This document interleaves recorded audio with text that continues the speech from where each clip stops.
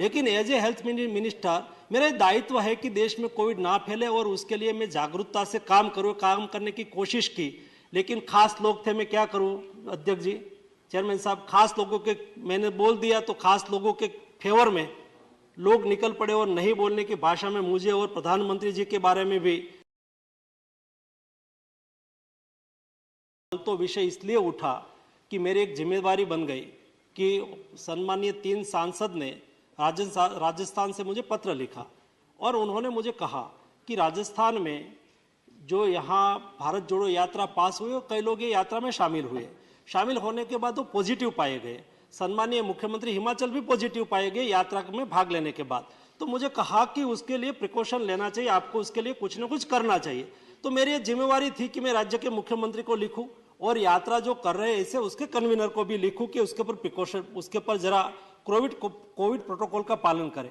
मैं बात में पॉलिटिक्स में नहीं जाना चाहता हूं, लेकिन एज ए हेल्थ मिनिस्टर मेरा दायित्व है कि देश में कोविड ना फैले और उसके लिए मैं जागरूकता से काम करने की कोशिश की। लेकिन खास लोग थे, मैं क्या करूं अध्यक्ष जी, चेयरमैन साहब, खास लोगों के मैंने बोल दिया तो खास लोगों के फेवर में लोग निकल पड़े और नहीं बोलने की भाषा में मुझे और प्रधानमंत्री जी के बारे में भी टिप्पणी कर दी। वो एक बात है, लेकिन जब से कोविड चालू हुआ, फर्स्ट सेकंड वेव और थर्ड वेव, अभी थर्ड सर्ज वेव तो नहीं था, हमने कभी कोविड क्राइसिस पर पॉलिटिक्स नहीं किया था और नहीं हम करना चाहते हैं।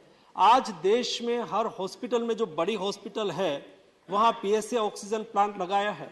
मैं रेगुलर मिनिस्ट्री से हर 15 दिन में रिव्यू करता हूं कि बंद तो नहीं हो गया है ना, चालू है ना, क्योंकि उसको चलाने के लिए भी बहुत बड़ा खर्च होता है और रिक्वायरमेंट हॉस्पिटल की कम होती है, तो अनलेस अनयूज पड़ा रहता है, तो समय पे हम उसका उपयोग कर पाए, इसलिए हमने रेगुलर उसका फॉलोअप भी लिया है। और उसके साथ फॉलोअप लेने के बाद मेरे संज्ञान में आया चेयरमैन सर कि ये प्लांट में चलाने में खर्च है, हॉस्पिटल की रिक्वायरमेंट कम है, तो क्या करें। तो मैंने कहा कि आप उसको पीपीपी मोड से किसी को चलाना दे दो, ताकि वहां से ऑक्सीजन उसमें से बनने वाला ऑक्सीजन का उपयोग करके दूसरी जगह पे भी वो बेचे और उसको अच्छी तरह से चलाए, ताकि हॉस्पिटल को आवश्यकता हो तब वो बंद ना हो। इसलिए ऑक्सीजन प्लांट भी सारा चालू है। देश में सभी अस्पताल में पर्याप्त मात्रा में मेडिसिन का भी हमने रिव्यू कर लिया है, मेडिसिन प्रोडक्शन का भी हमने रिव्यू कर लिया है। आज दुनिया में मेडिसिन की क्राइसिस होने लगी है, तो हम तो वसुधैव कुटुंबकम की भावना से काम करने वाले लोग हैं।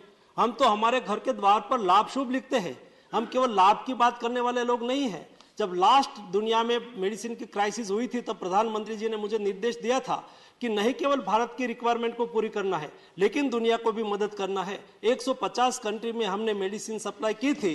और चेयरमैन साहब, केवल मेडिसिन सप्लाई की ऐसा नहीं, क्राइसिस थी तो हम प्राइस भी बढ़ा सकते थे। दुनिया आज हिंदुस्तान की वाहवाही इसलिए कर रही है, ऐसी स्थिति में इंडिया ने प्राइस नहीं बढ़ाया और सस्ती मेडिसिन दी। दूसरा, उस वक्त हमने भी कई कंट्री से कई चीजें इंपोर्ट की थी और वो कई बार स्पूरियस भी पाई गई। 150 कंट्री में से कोई भी कंट्री की शिकायत नहीं आई कि इंडिया से आई हुई कोई भी मेडिसिन स्पूरियस हो। ये 2 काम हमने करके दुनिया को दिखाया और आज हम तैयार हैं हमारे देश की मेडिसिन की रिक्वायरमेंट पूरी करें। आज हम तैयार हैं देश की वैक्सीन की रिक्वायरमेंट पूरी करें और आज हम तैयार हैं आने वाले दिनों में, आज एक्सपर्ट कमेटी ने उसको अनुमोदित कर दिया है नेशनल वैक्सीन को, वो भी आ जाएगा। तो उसमें कोई इंजेक्शन लेना नहीं है, नोज में ड्रॉप डाल देना है, आप सिक्योर हो गए। ये भी भारतीय साइंटिस्ट लोगों ने विकसित कर दिया है, ये हमारे साइंटिस्ट की उपलब्धि है।